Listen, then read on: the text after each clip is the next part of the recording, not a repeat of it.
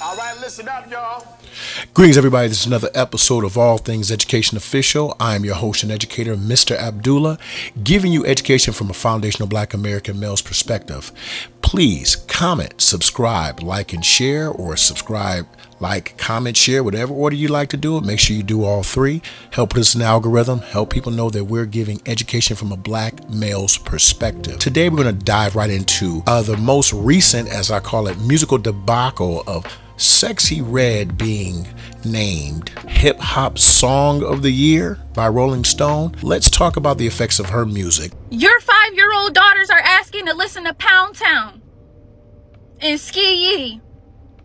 Your 5-year-old daughters are asking, can we hear Pound Town? I'm playing them Princess Tiana ballet music. And they are asking me, can we hear Pound? I know that everyone's most likely seen this video. They've already known what this young lady has stated in reference to her students in a dance class singing Ski Yee or wanting to hear Pound Town and Ski Yee, not listening, following instructions.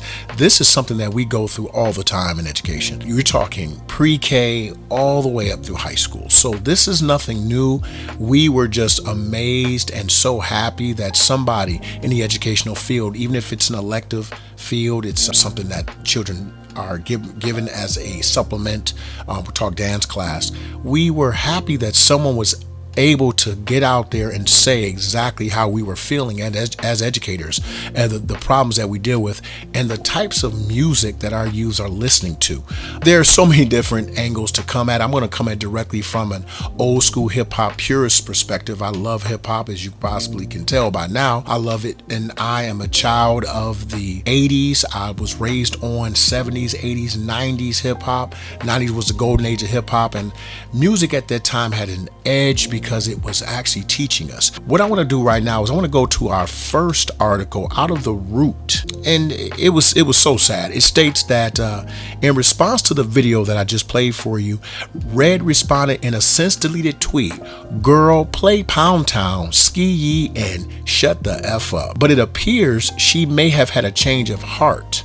And the writer says, I say this with a very sarcastic bone, as she later followed that response up with, "I'ma make some kids bop songs for y'all for real," as captured by Complex. Her Twitter X account has been since suspended. The mere fact that this young lady was even, I'm calling her young lady with great trepidation, the fact that this female is actually talking about making a kids bop song, even as ignorant as her music may be, it does show that she recognizes, even if through backlash, that her music has an effect on our youths. According to the Atlanta Black Star, one responder stated, "I don't even know what the song is about.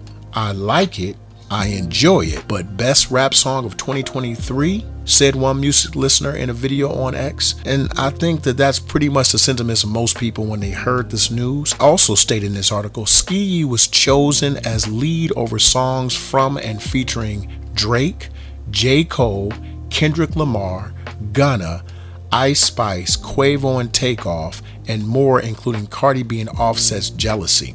At least two of these artists that this Ski Yee song trumped are actual lyricists. They have messages in their songs. Their songs have content that you can actually glean something from as an adult and as a child. And I'm seeing that a lot of my peers, my younger peers, typically my millennial peers, are leaning into this music as a motivation or a mode to teach our children because it is the music of their generation. And I totally understand it, that it's their music, but to try to use it in education, considering the messages that are infused in these songs, the imagery that is projected on the screens through YouTube, Instagram, TikTok, it is nowhere necessary nor explainable how they're trying to infuse this stuff into the classroom. It makes absolutely no sense. So let's check out this video right quick so you can see what we're talking about. When you see me, say you gotta say what's up. I wanna be on my roster, but it's so good. We be living, learning, and we turn it up.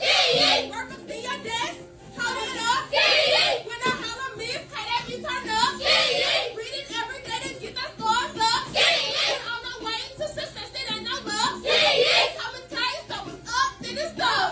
Well, I'm going to answer the question that's out there. What exactly is she talking about? The simple answer is nothing. I don't allow my students even to say ski yee in my hallways or in my presence. And I'm going to tell you why. Some people say, oh, you're doing too much. That's a lot, Mr. Abdullah. No, it's not, because I will not accept and I'm not prepared for them to start singing the lyrics. What they're singing is just the hook.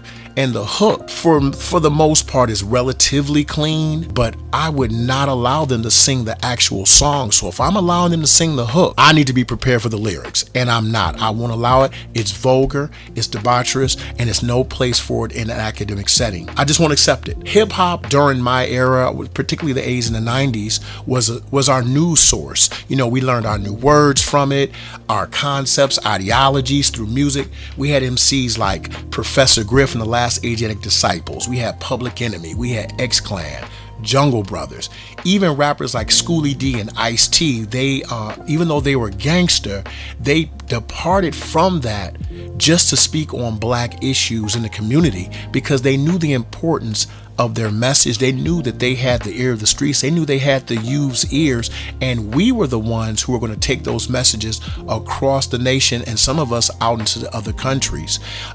You know, the MCs of those times actually supplemented education. They introduced us to certain texts like the autobiography of Malcolm X, which was a game changer for many of us, me included.